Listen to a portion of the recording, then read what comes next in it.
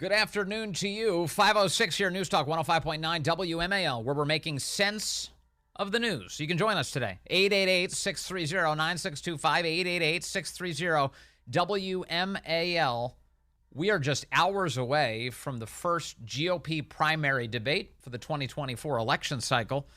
It'll be airing tonight right here on WMAL beginning at 9 o'clock.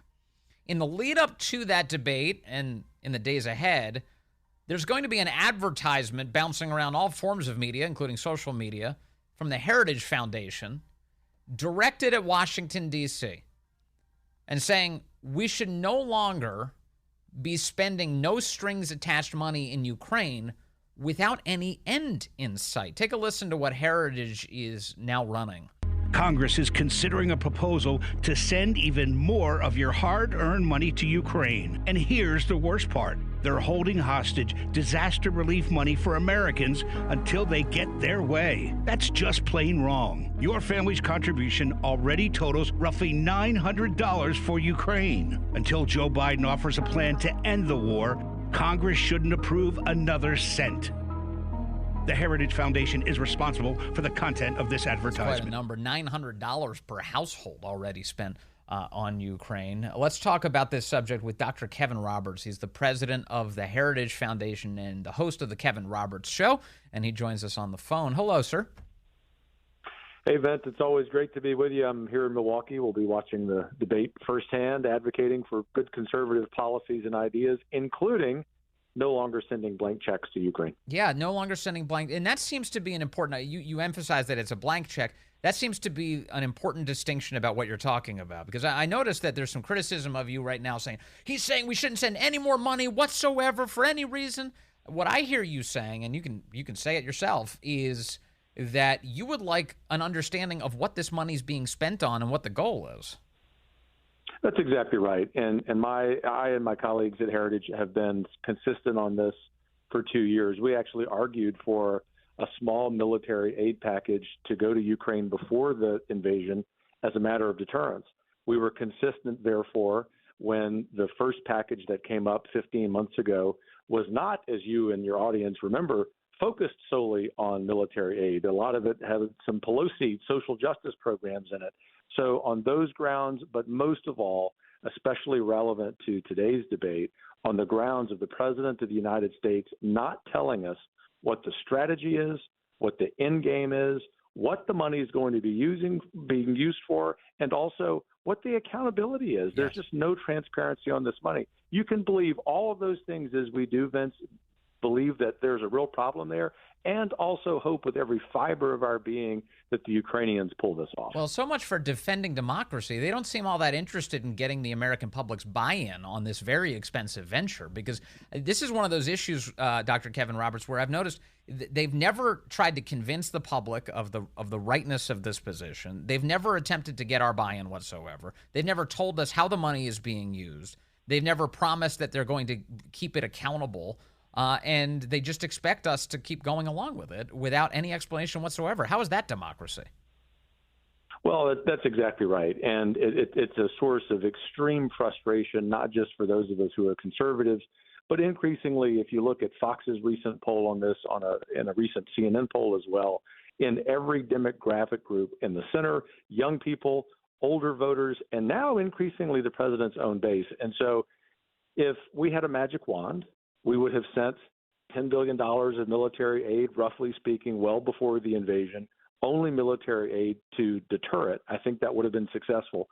Biden didn't listen. Now we're 16 months into this thing, and ultimately where we are today on the ground in Ukraine, unfortunately, tragically, yes, is a stalemate at best. And so the President of the United States, more than ever, has the moral obligation to the American people to say, amid this war of attrition, amid this war that is nothing more, nothing better than a stalemate, unfortunately, what's this money going to be used for, and where is the end in sight, especially considering all of the priorities we have here at home, including natural disasters. And calling it a stalemate may actually be generous, unfortunately, because we keep seeing, to the extent that any actual information can break through, indications that the so-called Ukrainian counteroffensive that we're paying for is faltering in a big way. And the New York Times this week. They say that the Biden administration is frustrated that the Ukrainians are sending people to the wrong places, that they're sending arms to the wrong places, and then as a result, Russia is able to take advantage of all of this.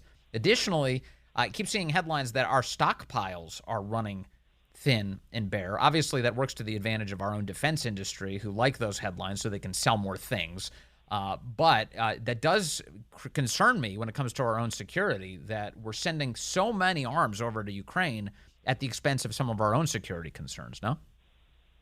Well, you make two excellent points there. I'll start with the supply issue.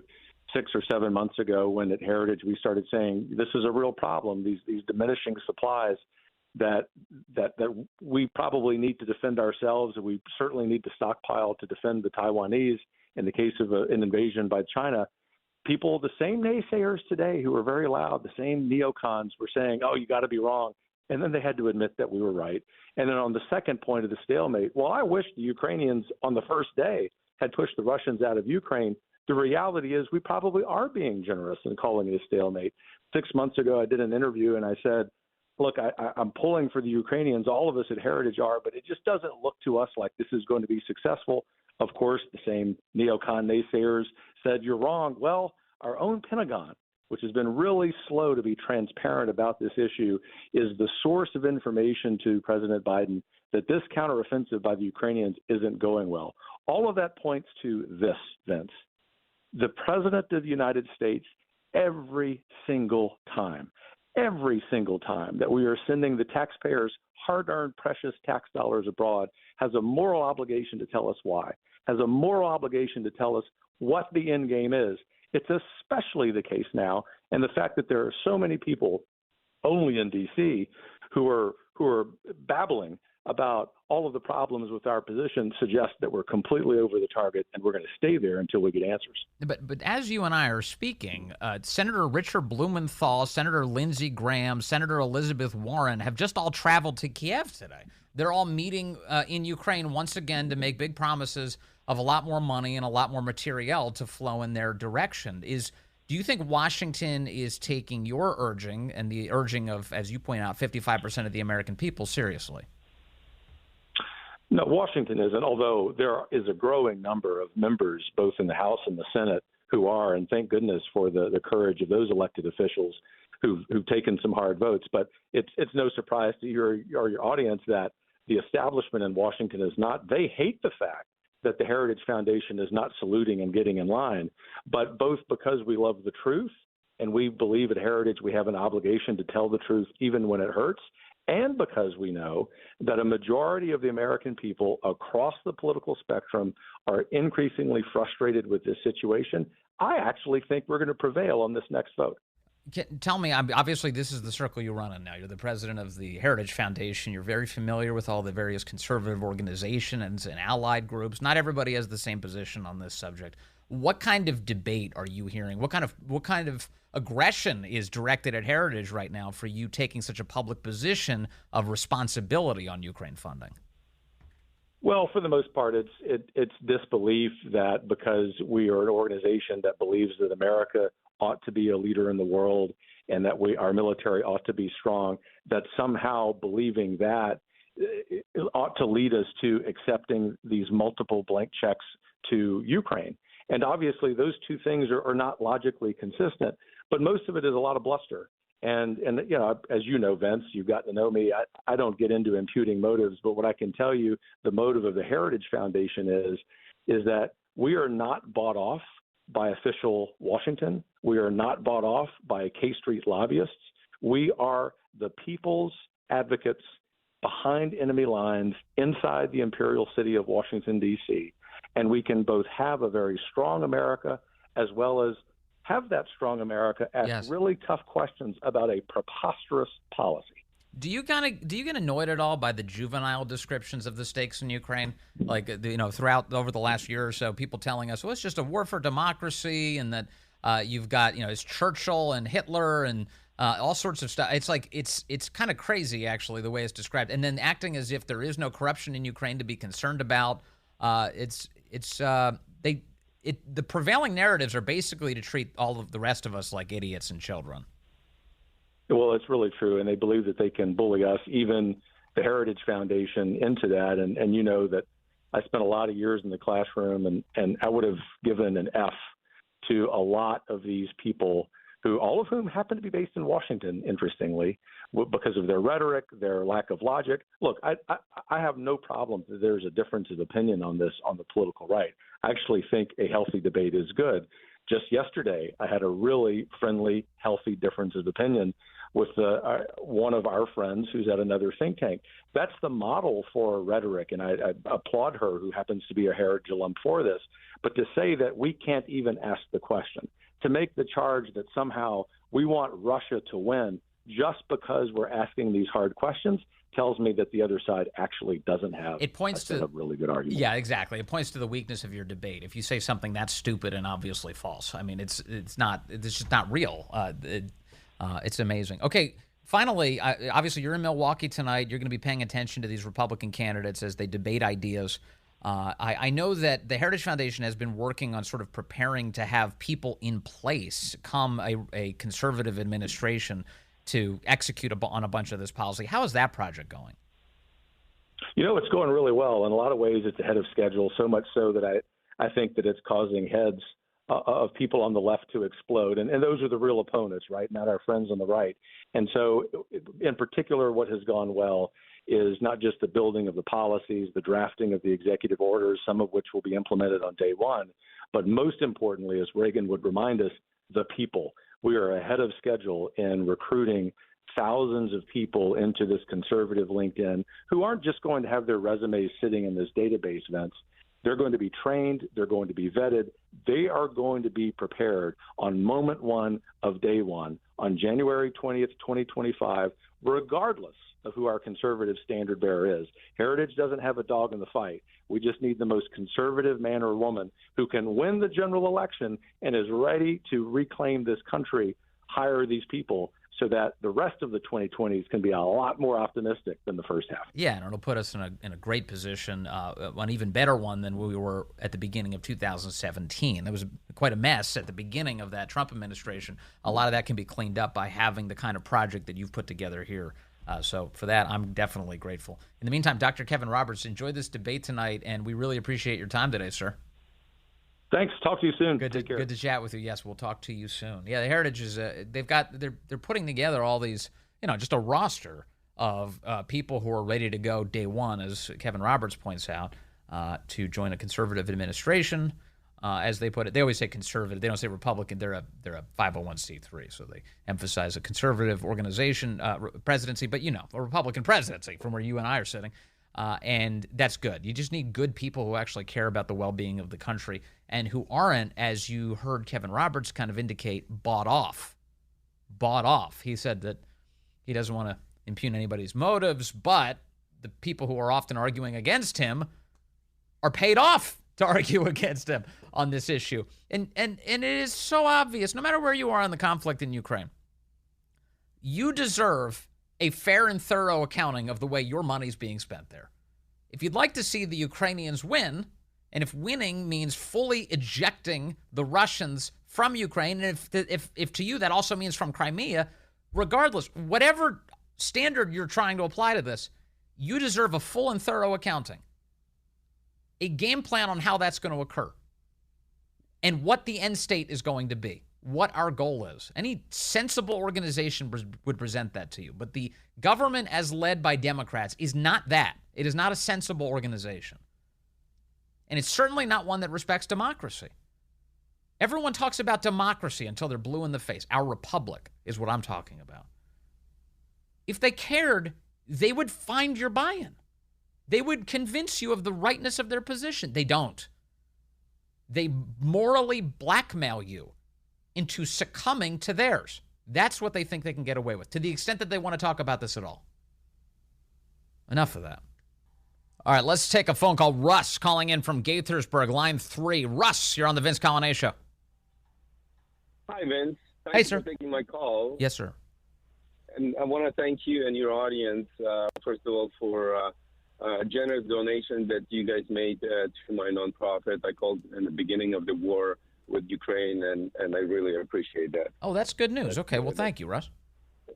number one, yeah, your audience is very generous. Number two, I want to talk about the Ukraine. I'm American, born in Ukraine. I just came back from visiting Ukraine about a few weeks ago, and I'm really frustrated with the position of a lot of people on our side, conservatives and Republicans. Well, I agree that we should not give Ukraine a blank check.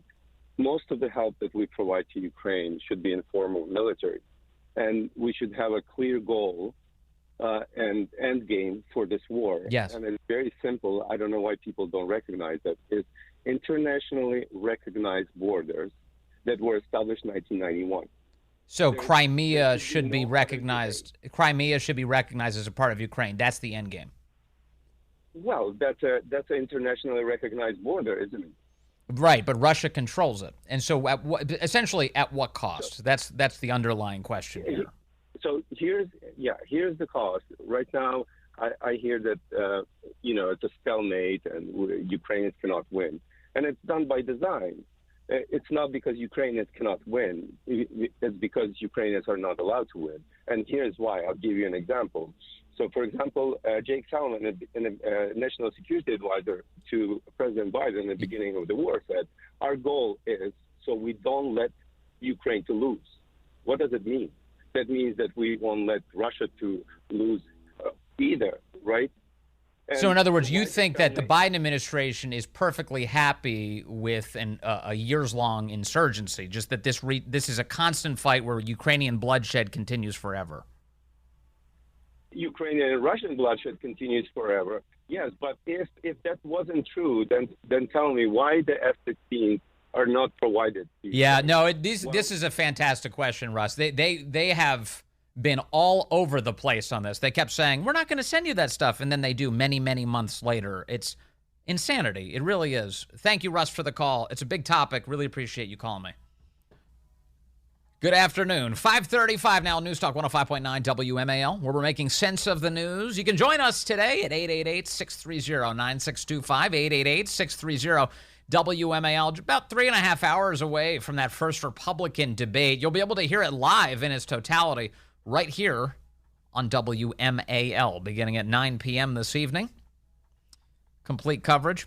Also, the great Larry O'Connor of O'Connor and Company fame will be broadcasting live from Milwaukee tomorrow morning for his excellent program and give you his assessment of what he sees as he watches the debate in person this evening and who he gets to chat with.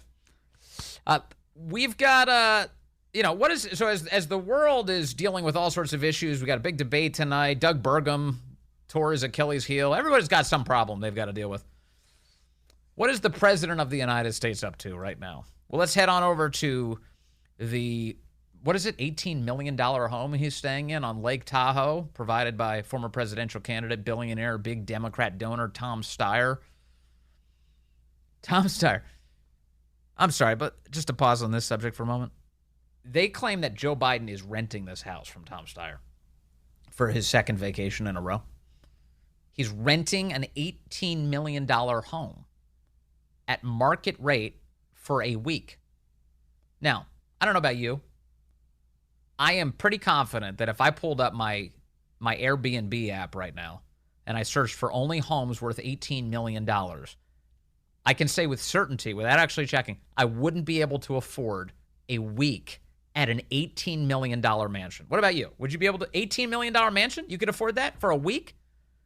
They claim that Biden is paying market rate for a week-long rental at an $18 million mansion right now. Now, if we had a real media, they would ask a question like, how the hell can the Bidens afford market rate, fair market value, for an $18 million mansion? Well, anyway, while he's there, apparently the budget is big enough to also accommodate Pilates classes and spin classes. Here's reporting from Fox News today. Also, this just into us from the White House. The president, the first lady, and members of their family are taking a Pilates class right now, followed by a spin class. This is out of the White House. So we're watching for any of that. No pictures as of now. Yeah, we'll bring you updates as we get them. Pilates and spin for the Biden family. All right. I guess the advantage is that bicycle is stationary for Joe Biden. Meanwhile, elsewhere in the planet, there was some major drama going on. They like to claim that no matter who the president is, that he can do the job of the president of the United States. So this was happening while Joe Biden was doing Pilates. I don't believe them. There's no way he was doing Pilates. Come on. But like, was there an easy chair in the room that he was sleeping in during the Pilates class? He wasn't doing Pilates. Will you stop lying to us? Everything's a lie with these people. Pilates. He can't do stairs. How can he do Pilates? Come on. So elsewhere on the planet, this was happening. The Wagner mercenary group chief, Yevgeny Prigozhin, has been listed among passengers on board a plane that crashed just north of Moscow. This, according to Russian state media. You may remember that Prigozhin and his Wagner group led an attempted mutiny coup against the Russian president 2 months ago to the day, on June 23rd. He made his way close to Moscow before turning around, and now 2 months later, CNN is reporting that the chief listed among those on the passengers of this plane that crashed north of Moscow. All right, so while Biden was pretending to do Pilates, Putin was assassinating his political opponents, assassinating people inside of the country. In this case, not a political opponent, but a guy who staged a mutiny against him. That was happening. So Biden, what does he know about this? Has he been given updates on this subject? Major breaking world news. Here's Joe Biden asked about it as he came out of spin class. I don't know for a fact what happened, but I'm not surprised. Do you believe? There's not much that happens when Russia and Putin not behind, but I don't know enough to know the answer. I've been working out for the last hour and a half. Come on. I don't know how much you could hear of that. Somebody asked, do you think Putin was involved? And he basically said, you can't put anything past Putin for being involved, but I don't know much. And somebody goes, why? And he goes, well, I've been working out for the last hour and a half.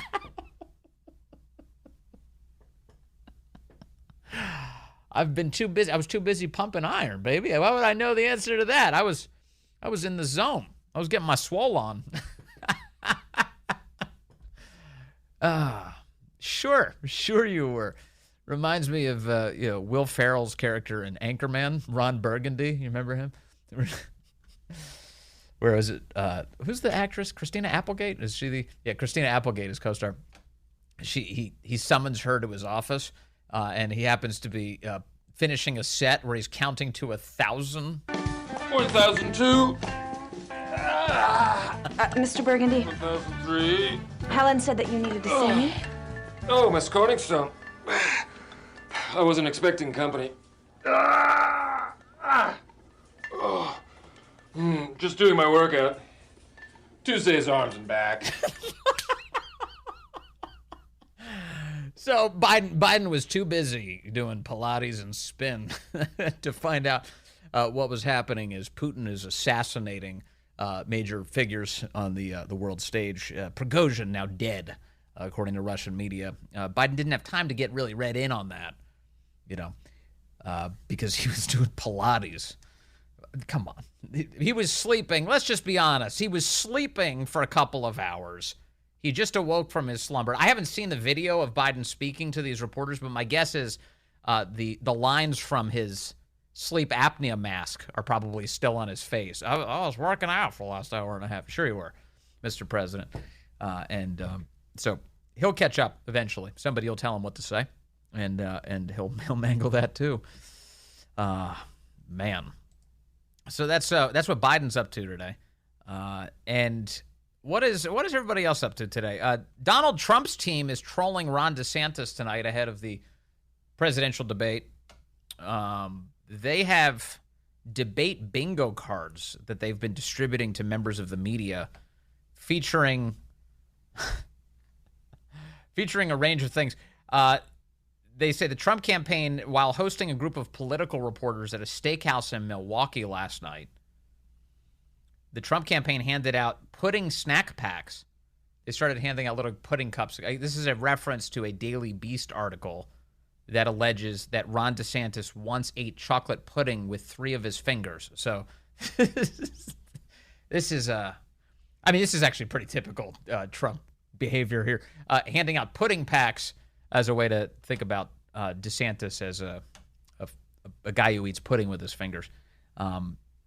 They included other things that Ron DeSantis might do tonight. And it's all about DeSantis, by the way. It's not the other candidates.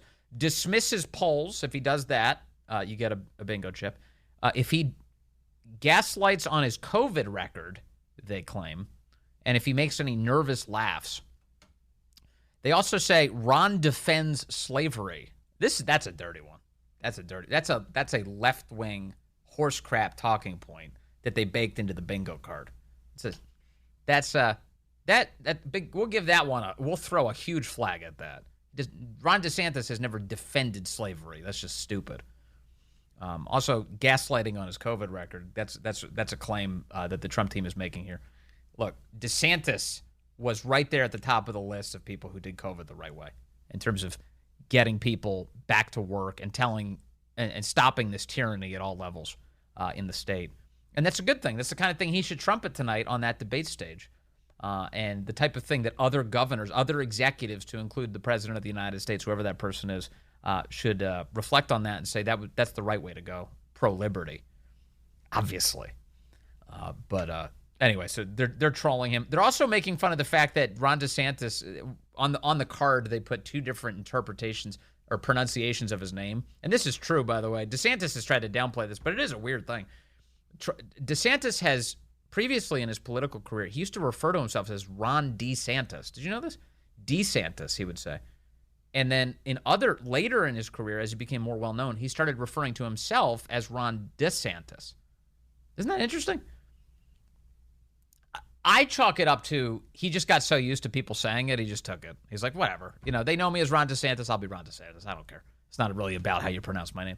I don't even pronounce my own name correctly. Any native Italians in the audience probably, if you see the spelling of my name, it's not Coglianese. That's not how you do it. Yeah, but, after we got to Ellis Island, things went crazy. We just went with Coglianese. That's how the family does it. Actually, we broke it up. There's some versions of the family. There's not that many of us, but the Chicago side, they do it a little different than my side, which is mostly from New Jersey. Coglianese is how we went with it. But DeSantis has done DeSantis and DeSantis, and the Trump team mocking him for that. So it's on the bingo card that they were handing out to the press last night. They had a big, happy dinner at a steakhouse with the press to try and set the stage for this debate this evening. Man, oh man. Also, there's the effort that the left is undertaking to make sure that none of these names appear on a ballot. The left, I mentioned to you yesterday, is already firing up the election meddling machine. It's in constant action, but sometimes it is a little more active than others. This week, the New York Times has that piece, "Elections are bad for democracy," arguing that, people are just really shouldn't be voting. It makes America worse when people are voting. Also, Americans vote too much. That's the Atlantic this week. They claim that right now, Americans have too many decisions to make. America has roughly 90,000 local governing bodies. And that's too much, meaning voters are constantly having to make decisions about governance and their future. And it's just creating too much chaos. So let's have fewer elections, the Atlantic argues. We shouldn't let voters score their leaders too often. Yeah, that's good. That's not a gateway for massive additional corruption or anything. Man, and then you've got this effort by a variety of legal experts to say that Donald Trump engaged in insurrection as identified by Section 3 of the 14th Amendment, and therefore he's not allowed to be on the ballot at all. See, this is the contempt they have for voters. They want to remove Trump from the ballot because they don't trust that the voters are going to make the right decision to vote against him. So they say, let's remove him entirely. Now, this suggestion is, of course, completely anti-democratic. It's against everything that makes our republic great. Jonathan Turley had this assessment. He told Laura Ingraham this yesterday. Quite frankly, I think this is the single most dangerous constitutional theory I've seen pop up in decades. I mean, this is an argument that under the 14th Amendment, Donald Trump can be barred from running again, from ever holding office in the federal government because he violated his oath. He supported an insurrection or rebellion. Under the 14th Amendment, you have this bar on federal office if you supported or if you gave aid and comfort to an insurrection or rebellion. Now, of course, that brings you to the original question. What was January 6th? In the view of many citizens, including myself, it was a protest that became a riot. It was not a rebellion or insurrection, but that's a matter of disagreement between citizens. But Donald Trump hasn't been charged with insurrection, not even incitement. And also, remember, Donald Trump, I'll get back to the Turley audit, but remember, specifically in Donald Trump's case, he was brought forward for congressional charges. We call it impeachment. Remember this? In January of 2020, Congress moved very quickly, the House moved, to impeach Donald Trump for a second time. And he was acquitted. He was acquitted of those charges in the United States Senate, found not guilty by the United States Senate. Asked and answered, processed in the way that our founders intended. Well, that's not good enough for the left. Special counsel Jack Smith charged him with a variety of crimes like fraud. He notably did not charge him with even incitement. And yet you've got these legal scholars, these anti-Trump legal scholars out there giving us these very contorted rationales, justifications for why the voters should not be allowed to see Donald Trump's name on a ballot. Now, who's the fascist here? Who's the tyrant in this equation? The additional breaking news today. In Atlanta, Fulton County, 9 co-defendants in this Georgia, quote, election interference case now have their mugshots. They were all booked today, and their mugshots have been taken and released. This is the left. They love this. This is what they're all about. Criminalizing their political opponents. Rudy Giuliani, Sidney Powell, John Eastman, Kenneth Chesebro, Ray Smith. Former Georgia Republican Party officials David Schaefer, Kathy Latham, Scott Hall, a Georgia bail bondsman. These are all defendants who have had their pictures taken and released. And they're all showing up now, the left gleefully sharing them today. Because this is their deepest desire. To be able to not debate ideas, but instead to remove their political opponents entirely. They want them arrested. They want them imprisoned. It's a dangerous thing. And as my buddy Chris Plant says, they're not liberal. They're the left. Let us take a call. Sam, dialing in from Alexandria, line 2. Sam, good afternoon. You're on the Vince Coglianese Show. Hey, afternoon, brother. Hey, I was on the computer and just did a real quick check on Airbnb. Uh-huh. Comparatively, the highest one that I can find in Airbnb at Lake Tahoe goes for $31,000 for the week. That's about $3,700 a night, not including tips, fees, and service charges. And Pilates and spin class. And Pilates. The one that he's actually staying in, that's 8,000 square feet. He's staying in a 16,000 square foot house, 10 full bathrooms, 2.5 and 8 bedrooms, and its own little trolley that goes down to the lake. Uh-huh. What do you think that would run him? Go, baby. Well, it's figure $10,000 a night. Yeah. Got to figure he doesn't spend any money on anything else. Yeah. So what Sam is saying here, and Sam, thank you for doing the math on this, is Joe Biden is corrupt. I think that's what he's saying. Because where would he get the money to stay in an $18 million mansion for a week? We know. Ukraine, China, anybody? The great one, Mark Levin, up next.